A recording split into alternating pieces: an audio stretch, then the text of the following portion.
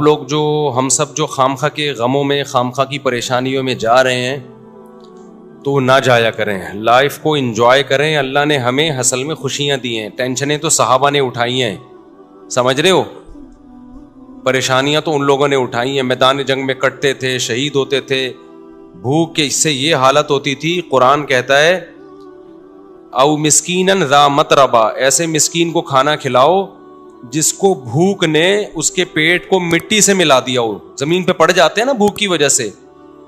وہ لوگ تھے اصل میں جن کو پریشانی تھی غربت کی, مہنگائی کی. ہمیں وہ پریشانیاں نہیں ہیں, ہم غریبیوں پہ اعتماد کر کے بیٹھ گئے ہیں. تو خوش رہنا سیکھو. اللہ کو یہ نا ٹیڑے میڑے چہرے پسند نہیں ہیں. ہر وقت مصیبت میں یار یہ نہیں ہو رہا, یہ نہیں مل رہا, یوں نہیں مل رہا, ایسے نہیں ہو رہا, یہ اللہ کو خوشی نہیں ہوتی, اللہ کو غصہ آتا ہے. دیکھو ایک باپ اپنے بیٹے کو کھلاتا ہے, پلاتا ہے, اس کو مختلف چیزیں دے رہا ہے, بلکہ باپ سے زیادہ شوہر کی مثال زیادہ اچھی طرح سمجھ میں آئے گی. ایک شوہر ہے اپنی بیگم کو کھلاتا بھی ہے, پلاتا بھی ہے, اس کو شاپنگ بھی کراتا ہے, اس کو تمام نعمتیں دے رہا ہے. بیگم ہر وقت منہ بنا کے بیٹھی رہتی ہے. کتنا غصہ آئے گا نا مرد کو, کیونکہ ہم لوگ آدمی ہیں نا, ہم لوگ کو پتا ہے ان چیزوں کا. کتنا غصہ آتا ہے نا. آدمی کہے گا بیگم کبھی منہ پہ مسکراہٹ بھی لے آیا کرو, کبھی اچھا بھی بول دیا کرو. ایک آدمی کسی کے گھر گیا, میزبان نے کہا آئیے کھانا کھائیے, مہمان نے کہا نہیں, میزبان نے کہا کبھی اچھا بھی کھا لیا کریں, آ جائے کھانا کھا لیں آپ, ٹھیک ہے نا. تو کتنا غصہ آتا ہے نا آدمی کو ناشکری بیوی پہ. بھائی بیگم کبھی منہ سے اچھا بھی بول دیا کرو. تو اس کو اتنا غصہ نہیں آتا, آپ کو اتنا غصہ نہیں آتا جتنا اللہ کو آتا ہے, کہ ان کو ساری نعمتیں مل رہی ہیں, ساری خوشیاں, کھا رہے ہیں, پی رہے ہیں, سو رہے ہیں. ان کو ٹینشن اس کی ہو رہی ہے میرا بچہ سٹی اسکول میں کیوں نہیں پڑھ رہا, بیکن ہاؤس میں کیوں نہیں پڑھ رہا, اور مجھے ذاتی گھر کیوں نہیں مل رہا. تو اللہ کو غصہ آتا ہے ان چیزوں پہ. تو اللہ کو خوش لوگ پسند ہیں, سمجھتے ہو. غمزدہ لوگ اللہ کو بالکل بھی پسند نہیں ہے. غم صرف ایک اٹھاؤ, آخرت کا. غم کون سا اٹھاؤ؟ آخرت. میں آپ کو بتاؤں, ہم نے اللہ والوں کو دیکھا ہے, ان کو جب کوئی دنیا کی مصیبت پہنچتی ہے نا تو ان کو غمزدہ ہوتے ہوئے شرم آ رہی ہوتی ہے. غمزدہ ہوتے ہوئے شرم آ رہی ہوتی ہے کہ اللہ کو کیا منہ دکھائیں گے. اللہ کہے گا اتنی خوشیاں تجھے دی ہیں. ہمارے حضرت مفتی رشید احمد صاحب رحمہ اللہ آخر عمر میں بیمار ہو گئے, تو جب کوئی ان کے پاس عیادت کے لیے جاتا نا تو ایک عالم آئے ان کی خدمت میں, عیادت کے لیے گئے اور کہنے لگے آپ کو دیکھ کے بڑی ٹینشن ہو رہی ہے. تو حضرت نے فرمایا مجھے تو ہو نہیں رہی, آپ کو پتہ نہیں کیوں ہو رہی ہے. انہوں نے فرمایا کہ میری عمر 70 سال سے زیادہ ہو گئی ہے, اب بھی بیمار نہیں ہوں گا تو کب ہوں گا بیمار بھائی. اب تو اس عمر میں تو زیادہ تر لوگ مر چکے ہوتے ہیں, ہم زندہ ہیں, اس پہ غنیمت ہے بھائی. تو ٹینشن نہیں لے رہے تھے. وہ کہہ رہے ہیں اب بھی نہیں بیمار ہوں گے تو کب ہوں گے بھائی, اب تو بیماری کی عمر ہے بھائی, اب تو جو ہے غریبی چل رہا ہے. پھر بھی مانتے نہیں تھے کہ میں بیمار ہوں. ٹھیک ہے نا, ان کو کہ مجھے شرم آتی ہے اپنے آپ کو بیمار کہتے ہوئے. بلکہ حضرت تو یہاں تک فرمایا کرتے تھے اگر بیمار ہو نا دوائیں چھپ کے کھایا کرو, دنیا کو نہ بتایا کرو میں بیمار ہوں, میں یہ ٹیبلٹ. آج کل دوائیں کھانا فیشن بن گیا ہے. جتنا بڑا آدمی ہوگا نا شوگر کی گولیاں کھا رہا ہوگا وہ. یہ ایک فیشن ہے کہ سر جو ہے صبح یہ ٹیبلٹ لیتے ہیں, شام کو یہ ٹیبلٹ کھاتے ہیں. غریب آدمی ٹیبلٹ ویبلٹ بیچارہ وہ پاپے چائے میں ڈبو کے کھا رہا ہوتا ہے. یہ مالداروں کے مسائل ہیں کہ سر آپ کی شوگر کہاں پہنچ چکی ہے. ٹھیک ہے نا, مالدار جس کو شوگر نہیں ہے غریب آدمی ہے, اس کو شوگر ہی نہیں ہے. یہ تو فیشن ہے نا. تو حضرت فرمایا کرتے تھے کہ بیمار بھی ہونا دوائیں چھپ کے کھایا کرو, لوگوں کے سامنے اپنی کمزوریوں کو اور بیماریوں کو شو مت کرو. سمجھتے ہو, کہا کہ صحیح ہے بس ہم ٹھیک ہیں, بہترین ہے. یہ کچھ زیادہ تقویٰ ہو جائے گا, آپ کھا لیں, ایسا نہ ہو شوگر ہو گئی آپ چھپ کے کہیں جگہ نہیں مل رہی تو مر ہی گئے. اب جو دواؤں کا عادی ہو جاتا ہے وہ تو کیا چھپ کے کھائے گا, وہ تو کھلے عام کھاتا ہے. اچھا کچھ دوائیں نہیں ہیں, وہ کہلاتی ہیں دوائیں, جیسے ملٹی وٹامن گولیاں, یہ کوئی دوائیں نہیں ہیں. اگر یہ کوئی کھا رہا ہے تو یہ کوئی دواؤں کی فہرست میں یہ چیزیں نہیں آتی ہیں.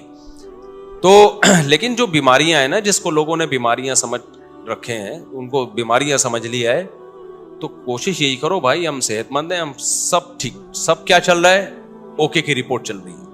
جب کوئی پوچھا کرے کیا حالات ہیں, بولو سب اوکے کی رپورٹ ہے. رپورٹ کا لفظ میں اس لیے استعمال کرتا ہوں کہ رپورٹوں پہ لوگوں کو یقین ہوتا ہے. دیکھو آپ کسی سے پوچھ رہے ہیں کہ آپ کے جگر ٹھیک کام کر رہا ہے, لیور ٹھیک ہے, آپ کا کڈنی ٹھیک ہے, وہ کہے گا ہاں ٹھیک ہے. آپ کہیں گے رپورٹ ہے تمہارے پاس, لیب سے رپورٹ ہے؟ وہ کہے گا ہاں جی یہ رپورٹ ہے. تو رپورٹ دیکھ کے یقین آ جائے گا نا. تو صرف یہ نہیں بتایا کرو میں خیریت سے ہوں, آپ بولو میرے پاس خیریت کی باقاعدہ رپورٹ ہے. ٹھیک ہے. تو میں جب بھی کسی سے خیریت پوچھتا ہوں, میرے دوستوں کو پتا ہے کہ میں یہ نہیں پوچھتا آپ خیریت سے ہیں, میں کہتا ہوں سب اوکے کی رپورٹ ہے. وہ آگے سے جواب میں کہتے ہیں رپورٹ کیا ہے؟ اوکے کی. اس کا مطلب واقعی اوکے ہے, باقاعدہ رپورٹ ہے اس کے پاس. تو اللہ کا شکر ہے ہمارے پاس بھی رپورٹ کیا ہے؟ اوکے کی رپورٹ ہے. جب بھی کوئی مجھ سے, اور اللہ اوکے کی رپورٹ ہی رکھے بھائی, زیادہ شو بازیوں میں بھی نقصان ہوتا ہے. تو اللہ اوکے کی رپورٹ ہی رکھے, خوش ہی رکھے اللہ تعالی ہم سب کو. اچھا مجھے لوگ اب نہ تانے دینا شروع کر دیے لوگوں نے. پہلے جب میں بیان کرتا تھا نا اوکے کی رپورٹ ہے, 4 شادیاں 3 شادیاں, لوگ ایسے سنتے تھے ماشاءاللہ کتنا اچھا بیان. اب پتہ ہے کیا ہے, ابے اوکے کی رپورٹ تو ہوگی نا جب ریوو میں گھوم رہے ہیں. ہاں جب پیسہ آ رہا ہے تو رپورٹیں کیا ہوں گی؟ اوکے کی ہوں گی نا. یہ جو کھلکھلا رہے ہیں ممبر پہ, یہ اس کے پیچھے کیا ہے؟ پیسہ ہے. تو میں کہتا ہوں کہ ہم تو اللہ کا شکر ہے خوشی ہیں الحمدللہ, ہمیشہ سے اللہ نے خوشی رکھا ہے. ہماری ضرورتیں اتنی محدود ہیں اور اللہ خوشی رکھے ہمیں. لیکن لوگ نہ کسی حال میں الحمدللہ خوش نہیں ہیں. ان کو یہ ہے کہ پہلے پھٹ پٹی پہ گھوم رہے تھے اس کی ٹینشن, اب ریوو میں گھوم رہے ہیں تو اس کی بھی ٹینشن یہ لوگ لے رہے ہیں. تو یہ آپ کی ٹینشنیں ہیں, آپ جتنی چاہو بڑھا لو. ہم جب کسی کو ریوو میں گھومتا ہوا دیکھتے تھے, ہم اپنی پھٹ پٹی پہ گھومتے تھے, اس وقت بھی ہمیں ٹینشن نہیں ہوتی تھی, سمجھ رہے ہیں نا. اور جب ہم ریوو میں آ رہے ہیں تو بھی ہمیں ٹینشن نہیں ہو رہی. آپ کو پہلے بھی ٹینشن تھی کہ مفتی صاحب پھٹ پٹی میں گھومتے ہیں اور باتیں 4 شادیوں کی کرتے ہیں. میری پھٹ پٹی بائک دیکھی آپ لوگوں نے؟ ایسی ایسی بائکیں میں نے رکھی ہیں نا جن کے ماڈل ہی ختم ہو چکے ہیں, یعنی مارکیٹ میں بھی نہیں ملتی. میں نے رکھی ہے ہونڈا 110, کبھی نام سنا؟ ہونڈا 110 روزانہ صبح, بائک کی بات کر رہا ہوں, دھکا لگتا تھا اس کو. ہم اس وقت اس سے زیادہ خوش تھے جتنے اب ہیں. میرا جو بچپن سے میرے ساتھ ہے نا وہ مجھے زیادہ جانتے ہیں, وہ مجھے بہت اچھی طرح جانتے ہیں. ہمیشہ میری باتیں کروڑوں کی رہی ہیں اور دکان میرے پاس پکوڑوں کی رہی ہے. اللہ کا شکر ہے میرے ساتھ جو میرے بچپن کے دوست ہیں وہ جانتے ہیں پیسوں کی تو ہمارے کبھی بات ہی نہیں کی ہم نے, نہ پیسہ کمانے کی کبھی فکر کی ہے. تو پھر ہم نے گاڑی جب میں نے خریدی نا FX, پرانا ماڈل جس کی چھت پچکی ہوئی تھی, 40,000 قسطوں پہ میں نے گاڑی لی تھی. 40,000 قسطوں پہ, 3,000 منتھلی قسط تھی. لوگ کہتے تھے اتنی سستی قسطوں پہ کہاں سے مل گئی. جب گاڑی دیکھ کے کہتے تھے مفتی صاحب کسی نے آپ کو چونا لگا دیا ہے, یعنی اس پہ بھی مہنگی ہے. اسی میں ہم رشتے لینے جا رہے ہوتے تھے تیسری شادی کے. اس کو کہتے ہیں دکان پکوڑوں کی اور باتیں کرو. خوشی خوشی جاتے تھے, خوشی خوشی. اسی گاڑی کو دیکھ کے رشتے ریجیکٹ بھی ہوتے تھے, ٹھیک ہے نا. پھر بھی ہم اب سے زیادہ خوش تھے الحمدللہ. اب سے جتنے اب خوش ہیں اس سے زیادہ خوش تھے. تو نہ ہم FX میں ہم پریشان تھے. میں تو اس پہ خوش ہو رہا تھا یار ہماری اوقات تو FX کی بھی نہیں ہے. 40,000 قسطوں پہ منتھلی. وہ خریدی کیوں میں نے, میرے پاس سہراب موٹر سائیکل تھی. سہراب کا نام سنا ہے؟ اچھا اصل میں میرے پاس تھی GTO 125. میرے والد صاحب کا جب انتقال ہوا نا, پیسے ملے, ہم نے کہا اب گاڑی ہلکی نہیں رکھے. ہمارے شوق ہمیشہ سے بادشاہوں والے رہے ہیں. اس وقت کراچی میں GTO 125 کاواساکی سے بہتر کوئی بائک نہیں ہوتی تھی. جو کراچی کے لوگ ہیں وہ جانتے ہیں, سب سے لگژری بائک یہی تھی. تو میں نے وہ خریدی تھی اور اس کو میں نے 20,000 کلومیٹر تک چلایا ہوگا کم از کم, کیونکہ 70 کلومیٹر تو جامعۃ الرشید آنے جانے کی ڈرائیو تھی میری نیول کالونی سے. ایسی لگژری بائک ہم نے رکھی ہوئی تھی. پیسہ بچاتے نہیں تھے ہم, اس کی ٹنکی میں ہی جو بھرنے میں پیسہ لگتا تھا. تو ہم نے ہمیشہ سے سوچا کیا ہے, اوپر ہی کا سوچا ہے. جس کو بچانے کی فکر ہوتی ہے نا, وہ مالدار بننے کا شوق ہوتا ہے, وہ ٹینشن لیتا ہے. ہمیں مالدار بننے کا شوق شروع سے الحمدللہ تھا ہی نہیں. ہم نے کہا جو ہے یار انجوائے کرو لائف کو, بیویاں بھی رکھو, بائکیں بھی رکھو, ٹھیک ہے نا, اور کھاؤ بھی اچھا. 3 چیزیں ہمیشہ سے خاندانی رکھنے کی کوشش کی ہے میں نے. ایک شادی پہ خرچ کرو, دوسرا خوراک ہمیشہ ٹائٹ ہے میری, ایسی خاندانی خوراک ہمیں. بھائی زبان کی لذت جو ہے اس کا کوئی آلٹرنیٹ نہیں ہے, خوراک پہ کمپرومائز ہی نہیں کیا, ہمیشہ اچھا کھایا ہے الحمدللہ. میں کھاتا تھا نا مدرسے میں, تو طلبہ سمجھتے تھے بڑا ہی لینڈ لارڈ ہے کوئی, قرضے مانگ رہے ہوتے تھے مجھ سے, قرضے. اور جس وقت جس چیز کا دل چاہا کھا لیا, جتنے پیسے ہیں نا کھا لو بس, ٹھیک ہے, بچانے کے کیا کرنا ہے یار. تو ہم نے بائک رکھی ہوئی تھی, جب میں پیٹرول ڈالتا تھا اس میں ٹینکی بھرنے میں ٹائم لگتا تھا, لوگ دیتے پتہ نہیں کون لینڈ لارڈ ہے یہ, حالانکہ بس وہ پیٹرول ہی کے ٹوٹل پیسے ہیں, اب ختم. بچایا کچھ نہیں, کیونکہ ہمیں مالدار بننے کا بالکل بھی شوق نہیں تھا. اسی طرح پھر کیا ہوا ہے کہ جب وہ ابا کی وراثت ملی, ہم نے GTO 125 خریدی اور پیسے کاروبار میں لگا دیے کہ چلو جی منتھلی ارننگ ہوگی. وہ میں نے واقعہ کئی بار سنایا ہے, سارے پیسے کاروبار میں ڈوب گئے. لوگ الحمدللہ جس کو دیتا گیا وہ لے کے بھاگتے رہے الحمدللہ. اس کے پھر مجھے نتیجہ یہ نکلا کہ پراٹھے میں چھوڑ نہیں سکتا تھا, تو بائک مجھے بیچنی پڑ گئی اپنی. سمجھ میں آ رہی ہے بات؟ اب خوراک میں اور بائک میں جب ٹکراؤ ہوگا تو بائک کو قربان کر دو, خوراک کو قربان مت کرو. اچھا بچے بھی تھے گھر میں, ان کے بھی خرچے تھے. بائک بیچ کے پھر ہم نے سستی بائک خریدی سہراب, اب پتہ نہیں آتی, اتوار بازار نہیں ویسے پرانی. اب جب ہم نے سستی بائک خریدی اس کو لے کے ہم بھی گھومتے تھے, ہمارے دوست احباب بھی, مفتی صاحب بائک چاہیے تھوڑی دیر کے لیے, مل جائے گی, لے جا بھائی تو سستی بائک ہے, جو چاہے لے جائے اس کو. وہ کیا ہوا, اس کا لاک ہی نہیں تھا, اتنی سستی تھی, تو وہ بھی چوری ہو گئی اللہ کے فضل سے. ایک دن مسجد میں کوئی نمازی بھائی آئے, انہوں نے دیکھا کہ یہ لاوارث بائک ہے اور اگنیشن اس کا لاک ہی نہیں ہوتا, تو وہ لے گئے اللہ کے فضل سے. نماز انہوں نے پڑھی, انہوں نے کہا اگلی نماز میں یہ گناہ معاف ہو جائے گا. میں جب آیا تو بائک ہی نہیں ہے. اب میں نے کہا یار اب میں گاڑی خریدوں گا. دکان پکوڑوں کی باتیں کون سی, یہ میں واقعات آپ کو موٹیویٹ کرنے کے لیے سنا رہا ہوں. اور جو لوگ مجھ پہ تانے کرتے ہیں نا, اب ریوو ویجیو میں گھوم رہا ہے تو باتیں تو کرے گا ایسی, تو یہ موٹیویٹ کر رہا ہوں میں. ہر آدمی کا اپنا اسٹائل ہوتا ہے نا موٹیویٹ کرنے کا. تو میں نے کہا اب سہراب چلی گئی ہے, اب ہم کیا لیں گے, گاڑی ہی لیں گے, 4 پہیوں پہ آئیں گے. بھائی یہ بائکیں بہت ہو گئی, 4 پہیوں پہ آئیں کہاں سے. 25,000 کی سہراب خریدی تھی, وہ بھی چوری ہو گئی. تو اب ہم کیا کریں گے بھائی. پھر ہم نے کیا کیا, میں نے کہا کہ ایک دوست سے, بھائی یہ جو اشارہ کر رہے ہیں بیٹھ جائیں نا, جو کھڑے نہ ہو.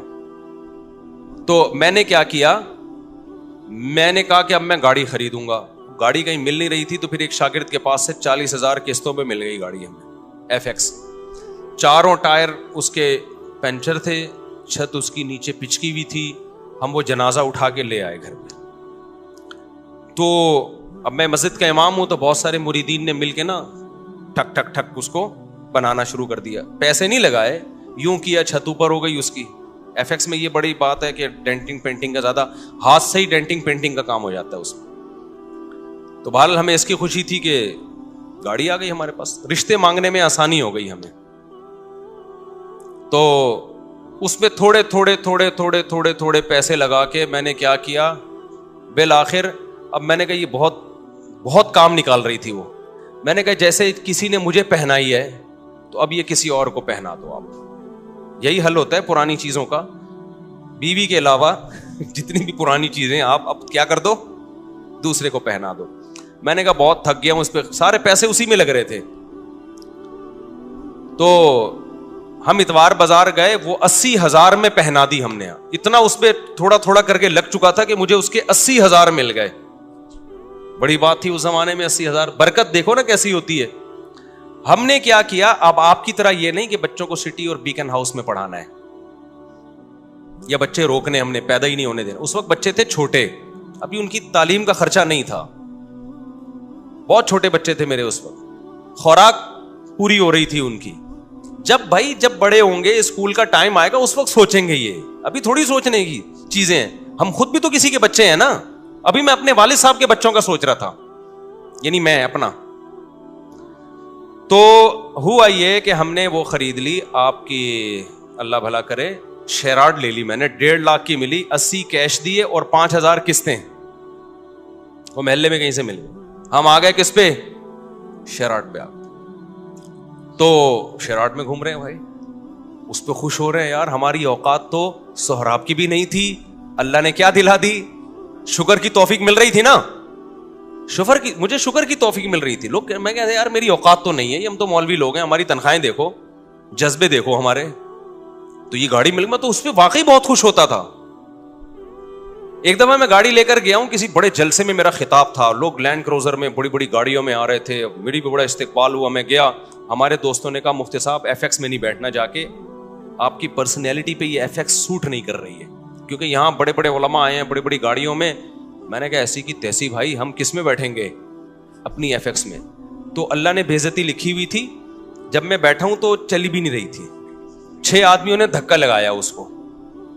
یعنی وہ جتنی عزت بچانا دوست چاہ رہے تھے نا, تو وہ, اور ہم نے انجوائے کیا. ہم نے کہا بھائی ان چیزوں میں عزت ذلت بولو نا, نہیں ہے ان چیزوں کیا ہوتا. ہمارا مقصد تھا بیان کرنا, بیان اگر اچھا ہو گیا تو ٹھیک ہے, میں گدھے پہ جاؤں, میں گھوڑے پہ جاؤں, میں سائیکل پہ جاؤں, میں ایف ایکس میں جاؤں. میں آپ کو اس لیے یہ سارے واقعات شو مارنے کے نہیں بتا رہا. خام خواہ کی ٹینشنیں کیوں پالی ہوئی ہیں بھائی تم لوگوں نے, بلا وجہ اپنا معیار اتنا اونچا کیوں رکھا ہوا ہے؟ وہ معیار نہیں ملتا تو ٹینشن میں جاتے ہو. پھر ہم تو یہ سوچ رہے تھے یار ہماری اوقات موٹر سائیکل کی نہیں ہے, اللہ نے 125 دلا دی جی ٹی او. ہماری اوقات تو 125 کی نہیں, اللہ نے ایف ایکس دلا دی. ہماری اوقات تو ایف ایکس کی ہے, اللہ نے شیراٹ دلا دی. نہیں یاری بات سمجھ میں, ہم شیراٹ میں گھوم رہے ہیں بھائی, بڑا انجوائے کر رہے ہیں. وہ شیراٹ بھی گئی, کیسے گئی, بڑا دکھ بھلا واقعہ ہے. مجھے ایک فراڈی مل گیا, بس فراڈی بہت ملے ہیں. وہ شیراٹ, اس میں ایک آخری جو دھچکا لگنا تھا نا مجھے, شیراٹ بک گئی میری. اب جب شیراٹ گئی تو ہم پھر روڈ پہ آ گئے. ٹھیک ہے, تو میں پھر یہاں سے بسوں میں جاتا تھا, W11. اب میں اس وقت مشہور ہو چکا تھا تو مجھے W11 میں لوگ پہچاننے لگے تھے, مفتی صاحب آپ بس میں, 2 منٹ کی چرنگی ہے نا یہاں پہ, مجھے اچھی طرح یاد ہے. میں آ رہا تھا وہاں اترنے, یار آپ بس میں, تو میں کہا بھائی میرے بس میں ہی جانا رہ گیا ہے ابھی, اس کے علاوہ میرے بس میں ہے نہیں. تو میں خوش تھا اس پہ, اور اللہ کی قسم خوش تھا, اوپر سے نہیں کہ میں وہ کر رہا ہوں, میں بہت خوش تھا الحمدللہ کہ یار میری ضرورت تو اس کی بھی نہیں ہے, اللہ مجھے بس کا کرایہ تو ہے نا, ورنہ بہت سے لوگ تو بس کا کرایہ نہیں ہوتا. جذبے اسی طرح, رشتے نہیں, گلگت جا رہا ہوں رشتوں کے لیے. لوگ کہہ رہے ہیں آپ کے پاس ہے کیا, بھائی میری ٹوٹل میری یہ ارننگ ہے منتھلی, اس میں اللہ کا شکر ہے گزارا اچھا ہو رہا ہے, تو آپ کی بچی کا بھی گزارا ہو جائے گا. انہوں نے کہا نہیں ہوگا. ہم نے کہا جاؤ, نہیں ہوگا تو باڑ میں جاؤ. ٹھیک ہے نا, کسی کے سامنے بھیک تھوڑی مانگنی ہے, ایسی کی تیسی. اچھا خیر, پھر مل بھی جاتے ہیں رشتے. تو اسی غربت میں ہماری تیسری بھی ہو گئی الحمدللہ. کتنی ہو گئی؟ تیسری. اچھا بھائی, تو ہمیں اس کی بھی خوشی کہ اوقات ہماری ایک کی بھی نہیں ہے, اور شادیاں کتنی ہو گئی, ہو جاتی ہیں یہ, میں آپ کی بھی ہو جائیں گی, اور اچھے لوگ مل گئے مجھے. لیکن میں جیسے جیسے دیکھ رہا تھا کہ میری شادیاں ہو رہی ہیں, بچے پیدا ہو رہے ہیں, میری سورس آف انکم آٹومیٹیکلی بڑھ رہی ہے. ایسے ذرائع سے رزق مل رہا ہے جہاں سے تصور بھی نہیں تھا.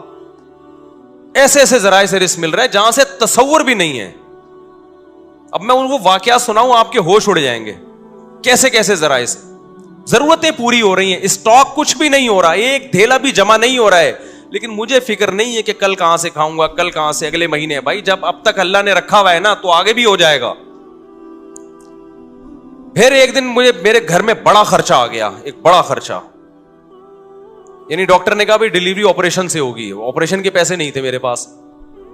بچہ پیدا ہونے کا وقت آیا اور ڈاکٹر نے کہا بڑا آپریشن ہوگا, اور بڑے آپریشن میں اچھے خاصے پیسے لگ جاتے ہیں. وہ پیسے میرے پاس بولو نہیں تھے. سمجھتے ہو کہ نہیں سمجھتے؟ تو میں کیا کرتا بھائی, کوئی بات نہیں بھائی. سسرال سے فون آیا, پیسوں کی ضرورت تو نہیں ہے. میں نے کہا بالکل ضرورت نہیں ہے. دوست احباب نے کہا پیسوں کی ضرورت تو نہیں ہے. میں نے کہا بالکل بھی ضرورت نہیں ہے, میرے پاس پیسے ہیں کہاں سے, مجھے نہیں. پیسے دماغ لڑایا کہ کیا کرو. کوئی بات نہیں, گھر میں ایسی چیزیں ہوتی ہیں بھیج دو اس کو یار. کیا خیال ہے بھائی؟ بھائی گھر میں سب چیزیں بیچ دو یار, ابھی ضرورت پوری کرو. کوئی بات نہیں, پھٹے پہ سوئیں گے یار, کیا ہے اس میں.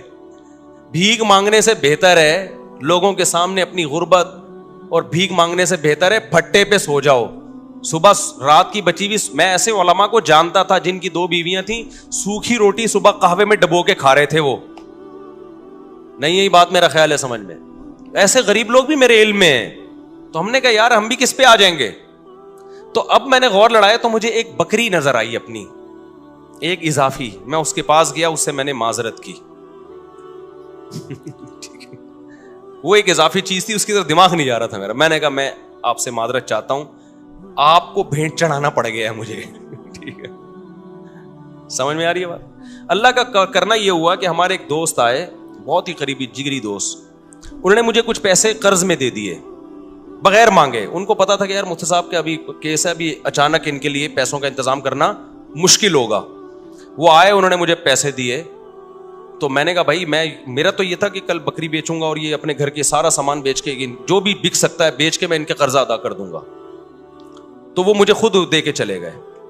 وہ معاملہ تو نمٹ گیا, بچہ ہو گیا الحمدللہ. وہ بچہ ماشاء اللہ اچھلتا کودتا ہے, قرآن اب تو بڑا ہو گیا. اس کو نہیں پتا, اس کو بھی یہ واقعہ نہیں پتا کہ تو کیسے پیدا ہوا ہے. گھر والوں کو بھی نہیں پتا, یہ بھی بتا دوں, میرے گھر والوں کو بھی معلوم نہیں, میرے سسرال کو بھی پتا نہیں. یہ پہلی دفعہ میں آپ کے سامنے شیئر کر رہا ہوں, اور یہ بھی اس لیے شیئر کر رہا ہوں کہ لوگ بہت تانے دیتے ہیں آج کل نا, الٹی الٹی باتیں بہت کر رہے ہیں میرے خلاف. تو میں نے کیا کیا, وہ ایک صاحب ہمارے قریبی دوست تھے. یہ نہیں کہ ان کے سامنے میں کہ پیسے ہی نہیں ہیں, یوں ہے یار. بعض دفعہ پیسے آدمی ایسے نہیں مانگ رہا ہوتا, رونا شروع کر دیتا ہے, اس سے اگلا خود ہی سمجھ جاتا ہے کہ پیسے نہیں. خیر جی, انہوں نے مجھے لون دیا قرضہ کہ کل دے دینا. اچھا, قرضہ بھی ایسا کہ میں نے کہا کل میں دے دوں گا. جب انہوں نے بہت اصرار کیا میں نے کہا ٹھیک ہے, فوری تو جمع کرانے. میں نے کل, میرے یہی تھا کہ اگلے دن کیا ہوا ہے کہ میں نے کہا بکری بھی اور یہ سب چیزیں بیچنے کے لیے میں نے بات کی. وہ میرے پاس آئے اور میں نے کہا آپ کا قرضہ آپ کو انشاءاللہ مغرب تک مل جائے گا واپس. انہوں نے کہا مجھ سے مجھے نہیں چاہیے. وہ دوست تھا, وہ کہتا ہے میں نے کبھی آپ کو کوئی گفٹ نہیں دیا, یہ میری طرف سے گفٹ ہے. میں نے کہا بھائی آپ کو واپس لینا پڑے گا. کیا میں کسی کا باپ بھی نہیں دے سکتا, نہیں لوں گا واپس. میں اندر اندر سے جتنا خوش ہو رہا تھا یہ میں جانتا ہوں, اور کون جانتا ہے؟ اللہ جانتا ہے. اندر سے جو میں خوش ہو رہا تھا نا, کہ میری اتنی بڑی ٹینشن اس نے کیا کر دی, دور کر دی. اور ایک ایسے آدمی نے جس سے کبھی گفٹ اور تحفے تحائف کا کوئی لین دین زندگی میں رہا ہی نہیں ہے. یعنی ایسا ہوتا ہے نا کہ بعض لوگ ہوتے ہیں جو تبادلے چل رہے ہوتے ہیں, ایک ایسا آدمی. تو میں اس کو بار بار اصرار کیا. اب کیا ہوا ہے کہ میرا دل تو چاہا کہ میں بے تحاشا شکر ادا کروں اس کا, لیکن میں نے شکر بھی زیادہ ادا نہیں کیا. پوچھو کیوں؟ اگر میں اپنی خوشی کا اظہار کرتا نا اس کے سامنے کہ میں بہت خوش ہوں, اس کے ذہن میں یہ بات آتی کہ یہ بیچارہ بہت غریب ہے تبھی اتنا خوش ہو رہا ہے, وطن اتنی رقم پہ کوئی اتنا زیادہ خوش بولتے کیوں نہیں ہے. میں سمجھا پا رہا ہوں اپنی بات؟ نارملی شکریہ ادا کیا میں نے, دعائیں بہت کی پھر اس کے لیے اللہ سے گڑ گڑا کہ اللہ اس نے میری اتنی بڑی ٹینشن دور کر دی, تو اس کے مال میں برکت دے, اس کے رزق میں برکت دے. اس کو کیا پتا کہ اس نے میرے ساتھ کیا ہے. لیکن میں نے اس کا زبان سے زیادہ شکریہ ادا نہیں کیا, کیونکہ آپ کسی کو ایک اماؤنٹ دیں اور وہ بچھا چلا جائے, اس کے دل میں آ سکتا ہے کہ لالچ پیدا ہو گئی, یہ دوبارہ بھی نکلوانا چاہ رہے ہیں. اس کے دل میں آ سکتا ہے اچھا یار ہمیں تو پتہ نہیں تھا ان کے مالی حالات اتنے خراب چل رہے ہیں, یہ اتنی سی رقم پہ اتنا خوش ہو جائیں گے. لیکن میں نے دعائیں اس کے لیے بہت. جب اللہ نے میری مالی حالات اچھے کر دیا, بہت اچھے حالات ہیں, پھر میں نے اس کو یہ واقعہ سنایا. میں نے کہا آپ نے جو 12 سال پہلے میرے ساتھ تعاون کیا تھا نا, آپ کو نہیں پتا تھا آپ نے کتنی بڑی خدمت کی, لیکن میں نے اتنی دیر آپ کے لیے بیٹھ کے دعائیں مانگی, اتنا بڑا احسان کیا آپ نے میرے اوپر. میں نے کہا اس وقت میں نے اس لیے شو نہیں کیا کہ آپ سمجھتے پتہ نہیں یار یہ کیا چل رہا ہے مارکیٹ میں, سمجھتا ہے کہ نہیں سمجھتا ہے. تو ایسے ہماری زندگی میں بہت کچھ آتا رہا, بہت سے رشتے ہمارے ریجیکٹ ہو گئے کہ جی اتنا تولہ سونا, اتنا. ہم نے کہا جاؤ اتنے تولے سونا. انہوں نے کہا قرض لے لیں. میں نے کہا ہم جب بچہ بیمار تھا تو ہم نے قرض نہیں لیا یار, تو ہم اب شادی کرتے ہوئے قرض لیتا ہوا اچھا لگے گا؟ آدمی لوگ بولیں گے ہماری ایک نہیں ہو رہی ہے, چوتھی کے لیے قرضے مانگ رہے ہیں. یہ تو عیاشی ہے نا. ہو گئی ٹھیک ہے, نہیں ہوئی تو بھائی ہم نے اس طرح سے اللہ کا شکر ہے زندگی گزاری. میں نہیں کہہ رہا کہ ہم سے کبھی کوئی اس بارے میں ہو سکتا ہے کچھ استغنا کے خلاف کام ہو گئے ہوں تو, لیکن مقصد آپ کو بتانے کا یہ ہے کہ ہم اس وقت بھی خوش تھے, اس وقت بھی خوش تھے. اول تو میں کہتا ہوں ڈاکٹروں کے پاس آپ ایسے ہاسپٹل میں لے کے کیوں جا رہے ہو بچوں کو جہاں آپریشن ہوتا ہے؟ یہ بڑا مسئلہ آج کل ڈاکٹروں نے بنا دیا, یہ خرچہ خامخواہ کے ذمے لگا دیا ہے آپ کے. خیر بچے بڑے ہوتے گئے تو سارے خرچے پورے ہوتے گئے الحمدللہ. اب رپورٹ جو چل رہی ہے 15.16 کی رپورٹ چل رہی ہے, تو اب تک بھی سارے خرچے پورے ہو رہے ہیں. اور پھر چوتھی تو میری اب ہوئی ہے نا. لوگ کہتے ہیں اب تو مولوی صاحب ریوو میں گھوم رہے ہیں تو شادیاں تو ہوں گی. بھائی 3 جو تھیں وہ اس حالت میں تھوڑی تھیں. تو جب آپ بچانے کی فکر کرتے ہو, دولت مند بننے کی کوشش کرتے ہو, تو اسٹریس میں جاتے ہو. آپ کی بیسک ضرورتیں پوری ہوتی رہیں, خوش رہو, اللہ مزید پوری کرتا رہے گا, خوشیاں آتی رہیں گی, ٹینشنیں ختم ہوتی رہیں گی. اور میں اب بھی لوگوں کو کہتا ہوں کہ یہ جو میرے حالات ہیں کسی بھی وقت تبدیل بھی ہو سکتے ہیں. ایسی حالت اللہ کر دے, آزمائش میں ڈال دے کہ کھانے کو روٹی نہ رہے, اللہ بچائے ہمیں ایسی آزمائش, لیکن ہو سکتا ہے. پھر اس پہ یہ کوئی نہیں کہے کہ اچھا اتنی شادیاں, اتنے بچے, کھانے کو روٹی نہیں ہے. کوئی بات نہیں, ایک بچے میں بھی اللہ روزی چھین سکتا ہے اور 20 بچوں میں بھی اللہ روزی چھین سکتا ہے. آپ کو اللہ پہ یہ ایمان رکھنا ہے کہ رزق کا تعلق اولاد کے ہونے یا نہ ہونے سے, بیویوں کے ہونے یا نہ ہونے سے نہیں ہے. ہم نے ایسے لوگ بھی دیکھے 4 بیویاں خوش ہیں, اور ایسے بھی دیکھیں ایک بیوی کو کھلانے کے پیسے نہیں ہیں, اور ایسے کنوارے بھی دیکھیں کہ شادی نہیں کرتے پیسہ بچانے کے لیے, پھر بھی دیوالیہ ہو گیا ان کا. تو اللہ اگر عذاب دینا چاہے گا, ایک بچے کو ٹینشن بنا دے گا, اس کے کھلانے کے پیسے نہیں ہوں گے, اور کھلانے پہ آئے گا تو درجنوں بچوں کو بھی لگژری لائف دے دو گے تم. تو کبھی نسل مت روکو یہ سوچ کے کہ میں کھلاؤں گا کہاں سے.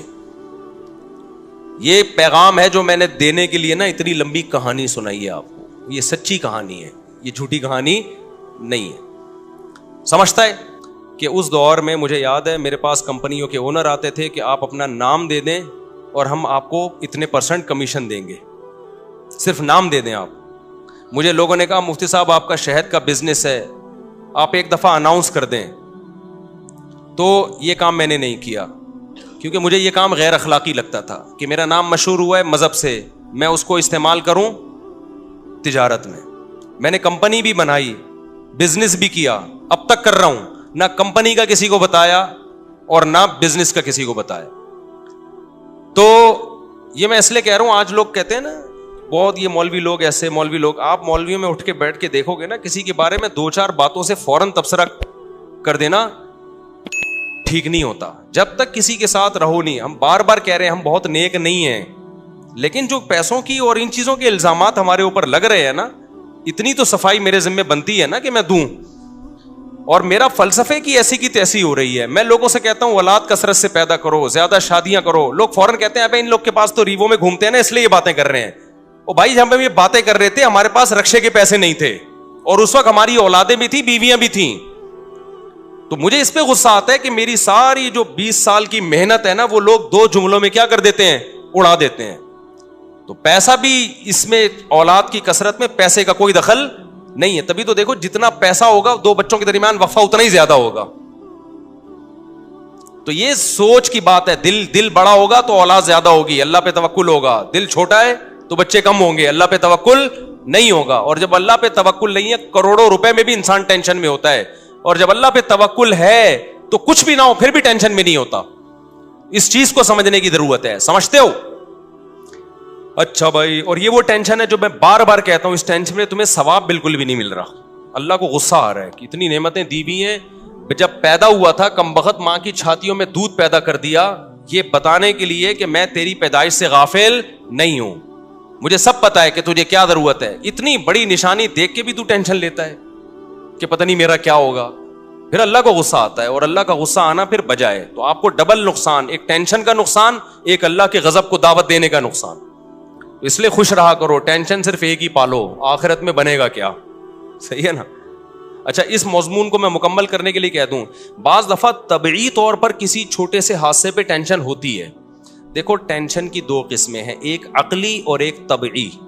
اس کو سمجھنے کی ضرورت ہے. آپ کہہ سکتے ہو کسی بزرگ کو کوئی چھوٹی سی پریشانی آئی, وہ پریشان ہو گئے.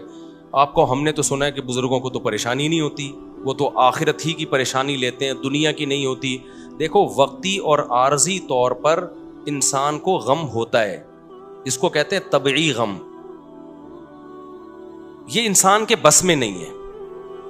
مثال کے طور پر آپ کے 6 بچے ہیں, ایک مر جائے تو غم تو ہوگا نا. اب اصولی طور پر تو آپ کو خوش ہونا چاہیے کہ 5 بچے ہوئے ہیں نا, ابھی بھی میں بے اولاد تو نہیں ہوں, اللہ نے اولادیں دی ہیں مجھے. لیکن وقتی طور پر غم ہوتا ہے, یہ طبعی غم ہوتا ہے, یہ برا نہیں ہے, یہ ہر انسان کو ہوتا ہے. برا غم وہ ہے جو عقل سے ہو. دنیا داروں کو جو آج غم ہو رہے ہیں نا, وہ یہ سمجھتے ہیں ہم اس غم میں برحق ہیں, یہ غم ہونا چاہیے.